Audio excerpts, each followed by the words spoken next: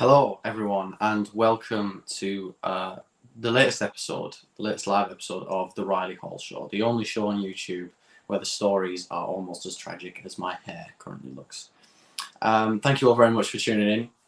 We've got some really, really interesting and important stories to talk about today, as always. The first one is one that has been making the rounds a lot on social media. A lot of people have been talking about this, and you might have seen it on TV. And it's really, really important, I think, that we talk about this because it's not just the kind of sort of slightly more niche political issue that sometimes you might address on the show. This is something that's affecting absolutely everyone in the UK, and it's affecting people in other countries as well. So Martin Lewis, who you might know as the sort of money-saving expert, he's had a lot of TV shows over the years. He's very active on social media and stuff, and I think he's been on board since 2000. I think it's 2000. He has gone and done a couple of interviews recently where he's basically said that in terms of individual responsibility for money saving, being smart with personal finances, people are pretty much out of options, and the government has to bear the brunt of the responsibility for why people's standard of living is going down. So let's take a look at this clip, and then we'll talk about it. Where we are now, we are in the worst position I have seen since I started being the money-saving expert back in 2000 for people's pockets. And we have to be very careful not to lay that all at the door of Ukraine, because it isn't all the fault of Ukraine. Some of it, much of it, was in place before we got here. And we have to be careful there isn't a narrative that the terrible things happening to people in Ukraine, we have to suck it up because of what's there, because it isn't all about that. I think we have to suck a little up, but I think equally the Chancellor has to suck his ideology up of wanting to be a low-tax Chancellor, because this isn't the time. And with energy bills looking to rise £1,300 in a year, which is absolutely what is nailing this more than anything else, people will need help, or they will have to choose between starving and freezing. When I say I'm virtually out of tools, that's because in past times I would say you're paying too much, you're on the price cap, you need to fix, and here's the savings. There are no fixes available on the open market that anyone should be going for. There are very few existing customer fixes. Most people have already cut their usage back. Most people have insulated their homes as much as they can, although we could do with more support for insulating people's homes better. All the usual tricks, all the usual tools are gone. So what we have to do is look at government and say, you need to bring prices down, especially for the poorest, and rising up to some in the middle who, while they may be able to afford the cost of living increase, as in they can pay for it, everything else in their life is going to have to go. So it's a massive standard of living drop. And that's the position we're in today, and it's very scary. That's incredibly distressing. There's this sort of myth in capitalist societies like the one that we live in, that that most of the time, if someone's languishing in poverty, if someone's struggling financially, it's really just because they can't, handle their money very well. They may be lazy or something like that, and that's never really been true. Of course, there's some people who are better at sorting out their personal finances than others, and obviously, it's always the case that some people are harder workers than others, some people are smarter than others, some people, all of these things. But absolutely no one is languishing in poverty simply because they're not very good with their personal finances, because they have a phone, or they have a TV, or they have an Xbox, right? And that myth became very, very popular sort of after the 1980s with the sort of Thatcherite revolution. And what Martin Lewis is talking about here is something that I hope the rest of the British public can really sort of wise up to. Because at the end of the day, no one in this country is not going to be affected by this except the absolute richest. So we're talking about the ultra wealthy. Ordinary people, working class people, middle class people are going to be affected by the increase in cost of living. And the government is trying to lay all the blame on the conflict in Ukraine because of how that's going to affect oil and gas prices, and how in the future that might actually, it might affect supplies of wheat and other things, because Russia is such a large exporter of that. But it's very, very important to note that is not the main cause of this, right? Like Martin Lewis said, it was there beforehand. So there's £1,300 a year that people are going to have to sort of find out of thin air, right? And I want to talk about the problem with Rishi Sunak's kind of political philosophy, his kind of economic doctrine, because he very much seems to think that increases in taxes, particularly for ordinary people, as we've seen with the national insurance hike, which the Tories promised they definitely wouldn't do. But, you know, I mean, a broken promise, that's just, you know, that's bread and butter for the Tories, isn't it? But the point is that this broken promise of increasing national insurance is not to pay for increased funding for the NHS. It's not to pay for infrastructure projects in the future. It's more so to allow us to balance the budget because of all the money we spent throughout the COVID pandemic, even though, and this is crucial, the government doesn't need to do that, right? The government controls the central bank. The government can decide how much revenue is how much money is created and pumped into the economy. The deficit is not necessarily a bad thing. The danger when it comes to lots of spending is inflation.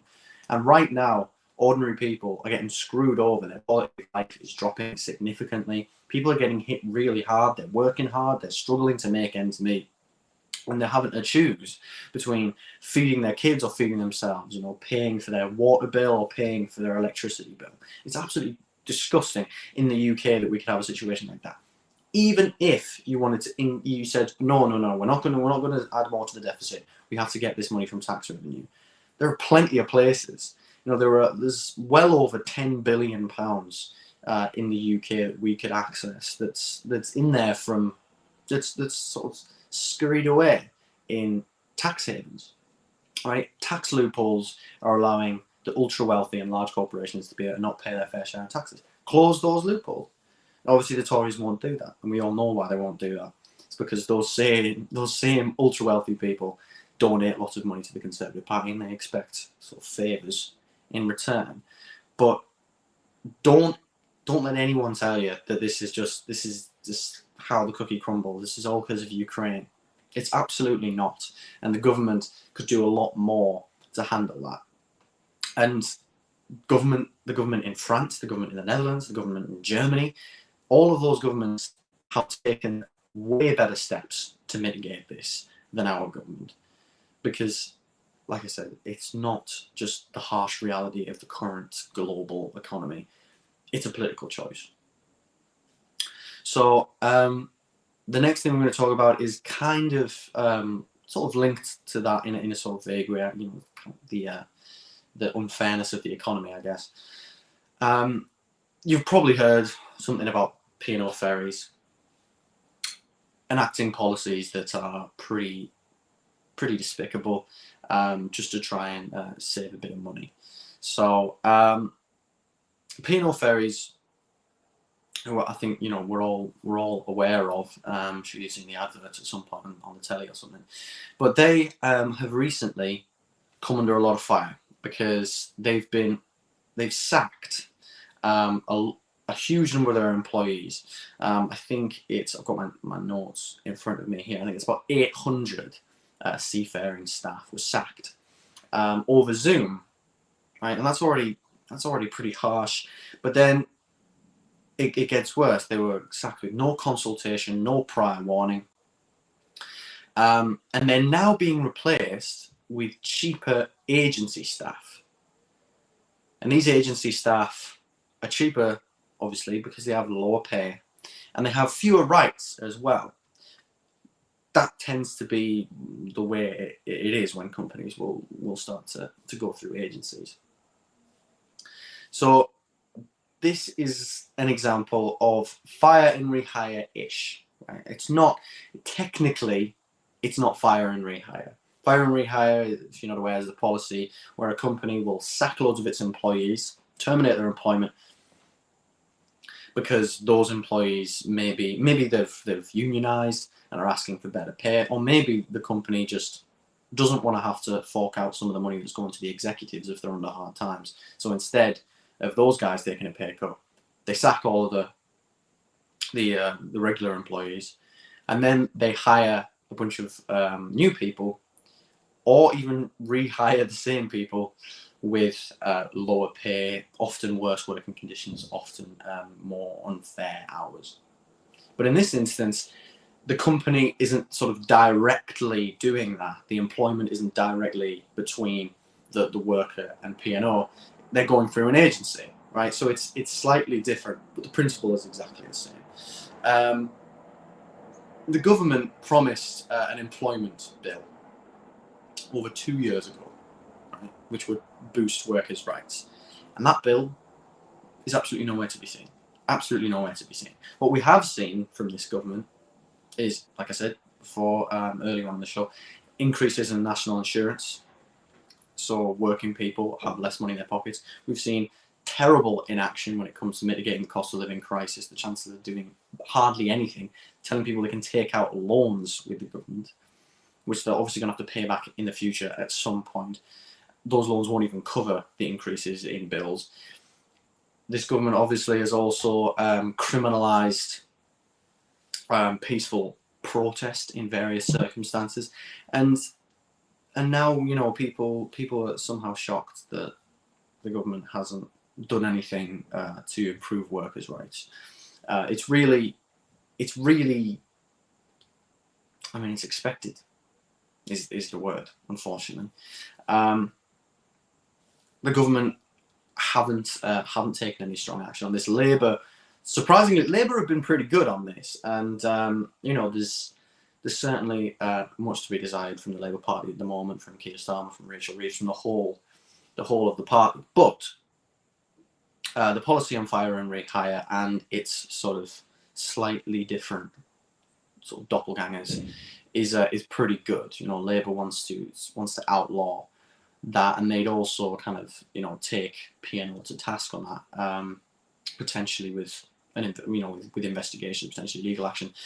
But at the end of the day, if it were me, if I was Prime Minister, I'd probably nationalise the company, in all honesty, because I think fundamentally the problem here is that this is a company that works based on achieving profits and massive salaries and bonuses for a small handful of very wealthy executives. They don't have any material reason to care about their employees. You nationalise it, you bring it into democratic public ownership, then I think you can start to change things, because suddenly you've taken the profit motive out of that. But then, of course, you know, you can turn large companies into worker cooperatives so that you've got, you know, joint ownership. All the employees own a little piece of the pie, and they kind of run it democratically, and that's a much fairer way of doing business, and usually co-ops are more resistant to economic hardship. There's lots of different ways that we can kind of create a better economy where this kind of thing doesn't happen, but banning fire and rehire and all of its slightly different variants is a good step in that direction. So yeah, really a kind of disgusting instance. Yeah, and the government, of course, has given out massive public contracts to P&O, and that has to absolutely stop immediately. Yeah. So third story we're talking about is a slightly more uplifting one, but nevertheless, obviously, there's got to be some downsides to it because it's politics. Nazanin Zaghari-Ratcliffe has been Zaghari-Ratcliffe, I should say, has been in prison in Iran as a political prisoner. She was accused, I believe, of being a spy 6 years ago, and she has been stuck there ever since. Obviously, 6 years is a hell of a long time. There's been a lot of different there's been, God, however many Tory prime ministers in that time. There's been a couple of general elections. Then there's been plenty of different ministers in the cabinet sort of shifting around and slithering throughout different roles.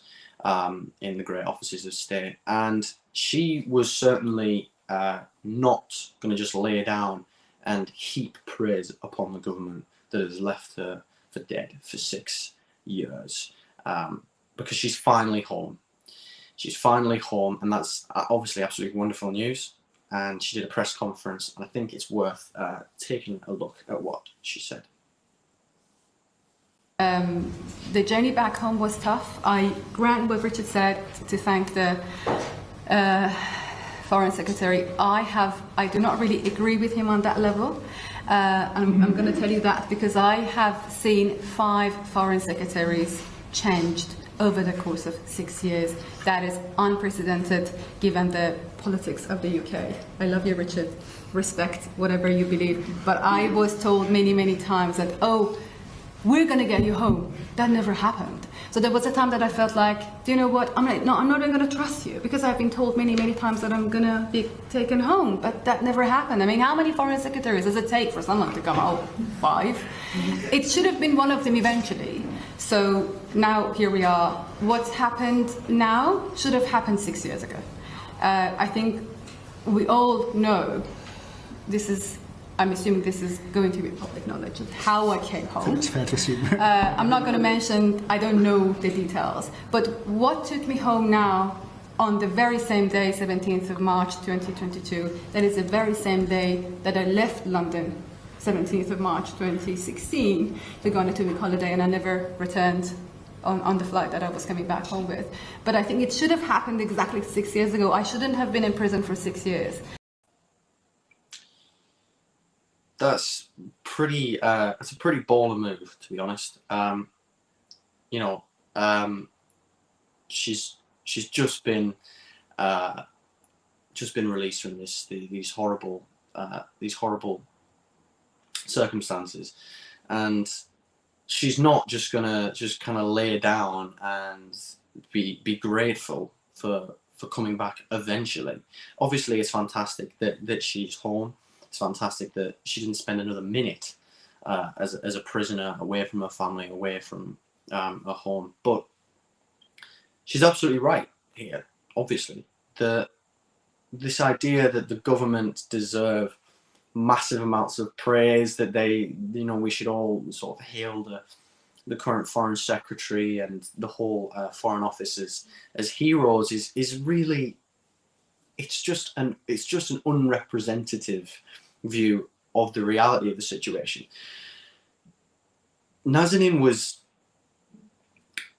a prisoner in Iran a long time ago, 6 years, she said, and the solution that the government offered to Iran was to just pay off the debt that we owed them, right? And I think it was something. I think it was about £400 million. Right? Now, in terms of government spending, that's not actually that much money, certainly in terms of government debt.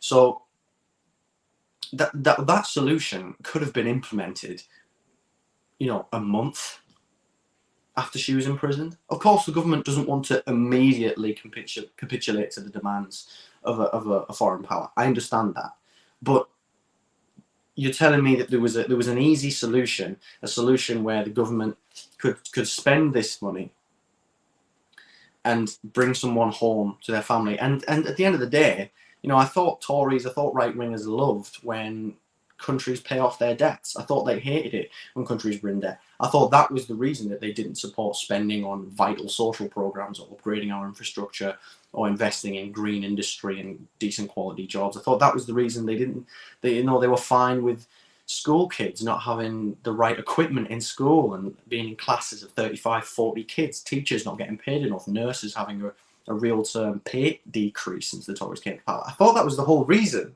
that they supported that they think, no, any debt is bad, deficit's bad. But now they take 6 years to pay off this debt, which is a comparatively small debt to pay off for a sovereign nation as wealthy as the UK. Because of what? Because of pride? Because we're better than Iran? What? I don't get what the reason was. And I think it's really, really brave, and it's fantastic of Nazanin to say that, to stand up to the government And it's absolutely understandable that she didn't feel like she could trust her own government. I know most people don't, but in this circumstance, this is one of those times where absolutely trust is essential between a citizen and their government. And she just couldn't have it because the government had failed her time and time again. They'd said they were going to bring her home, and then they didn't. And of course, Boris Johnson was the Foreign Secretary for some of that time. You know, God only knows the kind of screw-ups that he made. In fact, I'm fairly certain his comments were part of the reason that she was imprisoned in the first place, because of his very lackadaisical approach to governance, where he just kind of says anything and his words can have a massive impact. He doesn't seem to care. But another kind of aspect of this story is the people online, the sort of right-wingers, not the government themselves, but kind of, Tories who've been saying that, like, it's disgraceful that she would say this because the government has just helped her out and they've spent all this money and she should be grateful. So this is a tweet from Daniel Granger, and he's responding to that video we've just watched. And he says, "This is beyond rude. The British taxpayer has just paid £400 million for your release, and you decided to attack the Foreign Secretary who negotiated it. Unbelievable." Now, first off, let's get something straight. If you had been a political prisoner in a foreign country for 6 years on charges of a crime you didn't commit, would you really be heaping praise on the government and licking their boots because they finally plucked up the courage to do what they always knew they could have done and bring you home 6 years after they could have? Right, because they could have done this, as we established, they could have done this pretty much from the beginning. Obviously, these negotiations weren't going to happen like that, but it certainly wasn't going to take them longer than 6 months, a year. Because it was quite clear what Iran's demands were, and it was quite clear that something as substantial as paying off the debt was going to be enough. Right? So first off, would you feel like that? Would you feel like that? Of course she's grateful, and she has said that she's grateful, and she feels incredibly lucky to be back home with her family. But she's not just gonna kind of fawn over the government that's failed to get her released from captivity for 6 years. Why should she do that? Why should she do that? And she didn't actually criticize the Foreign Secretary who had helped negotiate her release. She didn't do that. She criticised all of the failure before that. She criticised the Conservative government sort of more broadly, and previous Foreign Secretaries and the Foreign Office generally. That was kind of what she was doing. So he's not even really telling the truth there. But something else that I think is definitely worth a mention, because economic illiteracy is sort of rife in British politics, but I think it's especially bad on the right, is this notion that the British taxpayer paid for Nazanin Zaghari-Ratcliffe's release. Now, I don't really know what he's saying here, and I don't really know if this is what he means, but everyone in the UK didn't just fork out a little bit of money so that Nazanin Zaghari-Ratcliffe could return home safe, because the British government needed that money to pay off our debts with Iran. I don't think that's what happened, right? The government's main source of money, of wealth creation, is not taxation. I don't know how many times we need to establish this. Even if it was, it'd totally be worth spending that money, and it wouldn't mean that Nazanin had to just, fawn over previous foreign secretaries in this Conservative government. But it doesn't mean that. Taxation is not the main form of government revenue. Our government in our country has sovereignty over its currency, and that means they control the Bank of England. Like, the Bank of England is sort of more independent than it used to be, but we're still a country with monetary sovereignty, meaning our government can create money. How do you think that they managed to just conjure up hundreds of billions of pounds throughout the COVID pandemic? to keep businesses alive, to spend money on a furlough scheme, to spend money on Eat Out to help out. Where did that money come from? The government generated it, it created it, and inflation didn't get out of hand as a result of it.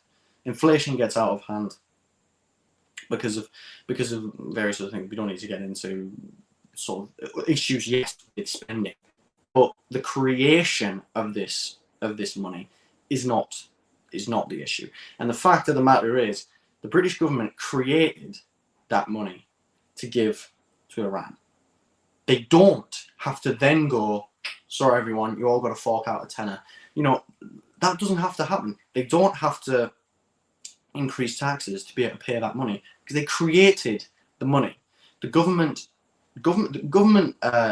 finances do not work the same as a household. I don't know how many times we have to establish they do not work the same as a household. Please read The Deficit Myth by Stephanie Kelton. I'm begging you, all of you right wingers, please just do it, because the government, its expenditure and its revenue do not work at all like a person who gets paid money from their employer and then can spend it on stuff. But if they don't have any money from their employer, then they just can't spend money. Well, no, that's not how governments work. Governments can just conjure money out of thin air. The only issue is preventing inflation. And in this instance, that definitely won't happen because you're sending the money overseas to pay off a debt with Iran. So the British taxpayer didn't pay for this. And that was, I know that's kind of not the main part of this issue, but I thought it was just really irked me, so I just wanted to talk about it. Yeah, so please let's just, the British taxpayer didn't pay for that. The government created the money and they sent it there. So the final part of the show, which is always my favorite, is Hot Take of the Week, where we get the most inane bullshit that some, usually right-winger, but it can be left-wingers, it can be centrists, it doesn't matter, has come up with that's sort of political. First off, though, because it was really, really tough to decide which one we were going to go for this week, we've got an honourable mention. And this honourable mention is a fantastic tweet. Where it's a great meme. It's a good meme format. I like it. You know, we've seen it all before. Looking for a Russian flag there on a map of colonial Africa, and that's really cool because obviously Russia didn't have any colonies in Africa. Well, technically, they did have Djibouti for a little while, but let's forget that because that's not convenient. But people are kind of using this to talk about how the West is kind of been historically this imperialist part of the world. The imperial powers have been Britain and France and Germany and Italy, Belgium, Portugal, the Netherlands. And, you know, obviously America has kind of become a sort of neo-colonial power, inheriting that from the West a little bit. But even if that was the case, even if Russia had never had an empire, had never been colonial, what does that have to do with invading Ukraine? Invading a sovereign nation is bad. I thought that was kind of the whole point of being like an internationalist, of being a progressive, being a leftist, that on foreign policy, people didn't like war and invasion, right? But apparently not. But Russia did have an empire. It's called the Russian Empire, right? And just because they didn't have colonies in Africa, Djibouti, but just because they didn't have massive colonies in Africa like France or Belgium or the UK or whatever, doesn't mean that their colonies weren't fought for and the product of bloodshed, persecution, oppression, and exploitation. You know, the Russian Empire had colonies in Poland. They controlled Finland, Manchuria. Russia is a European country that borders Korea. I mean, how do you think that happened? All right. So Russia literally had an empire, and the Soviet Union was arguably sort of an empire as well, but we don't want to get into the semantics of that. So that was very close to being the hot take of the week. That was very close. But there's an even spicier, red hot, like surface of the sun take that we've got now, and it is from none other than beloved children's author and woman who just won't shut the fuck up, J.K. Rowling. So, for those of you who want a bit of context, I mean, I needed context when I saw it. The South Wales Police were responding to people calling their sort of demonstrations of allyship, of alliance with the LGBT community by putting like rainbow colours on their police cars, and like a stall with like the symbol of the police force and like rainbow colours and stuff. People were calling it virtue signalling, and they responded saying, "Good evening. Supporting our communities is not virtual signalling." I think they meant to write virtue signalling, and we make no apologies for doing so. Of course, this comes off on the back of a homophobic murder happening quite recently in that area. So the police were kind of showing their support, saying that we're taking hate crime seriously. We are absolutely on the side of the LGBT community. But Joanne just had to pipe up, didn't she? Just? And she said, virtual signalling, like virtue signalling, but for people who aren't really arsed. Hashtag virtual signalling. So, beloved children's author and woman who just won't shut the fuck up, J.K. Rowling, is saying here that maybe she doesn't like when the police force shows support for the LGBT community. And that's quite interesting. I don't really know why she would do that, because she's always had great representation for the LGBT community in her works of fiction, such as how not a single character in Harry Potter was gay. Was a single character? I don't think there was. Dumbledore was, but she only said that after, because we can't actually have him be obviously gay in the books, because that would be bad for the children. But yeah, so J.K. Rowling, it seems to be saying that it is virtue signalling, or it's like an even worse form of virtue signalling. She's making fun of the fact that they've like autocorrected by accident, or like spelt it wrong, or said virtual signalling deliberately when they didn't mean it, or whatever.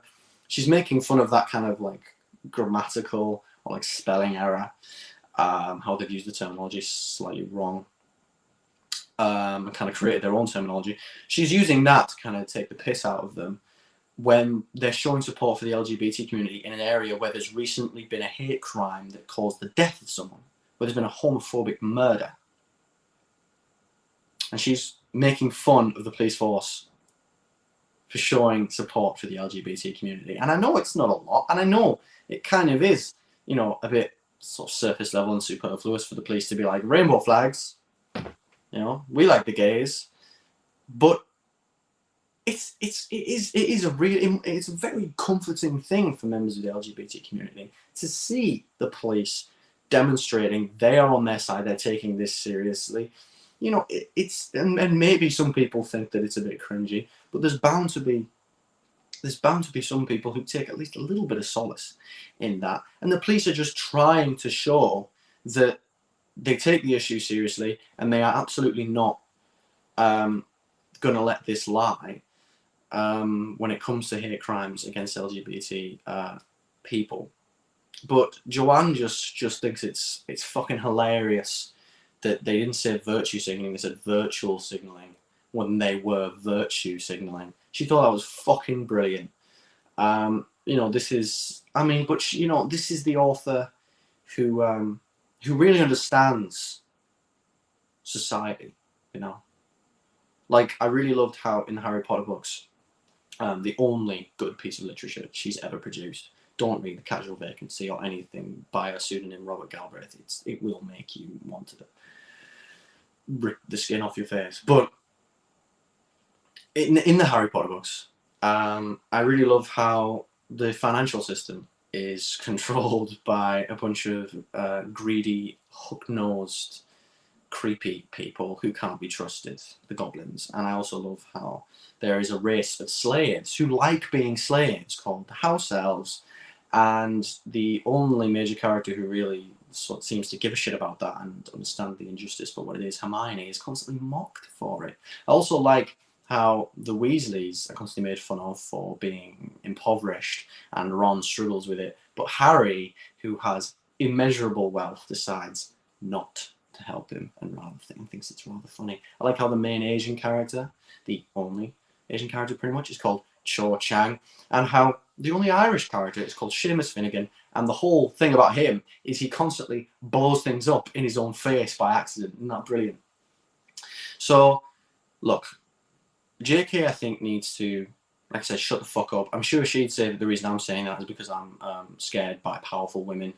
But, you know, quite frankly, I'm scared by powerful women who gained their power by writing mediocre fiction and now use it to shit on some of the most marginalised groups in society. Those people do scare me a little bit because they're clearly fucking psychopaths.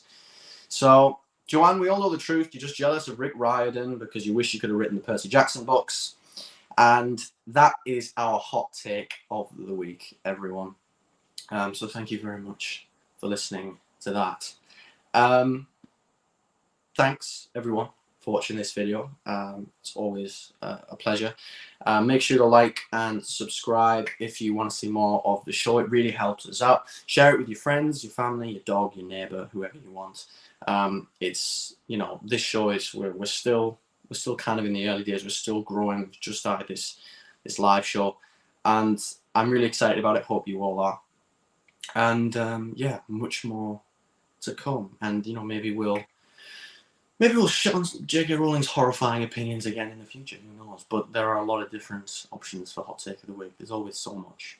So make sure to send your suggestions in if you want to. If you see something absolutely bad shit that you think we should talk about. So thank you all very, very much for watching. I'll see you in the next video. Make sure to like and subscribe, and I'll see you soon. Cheers.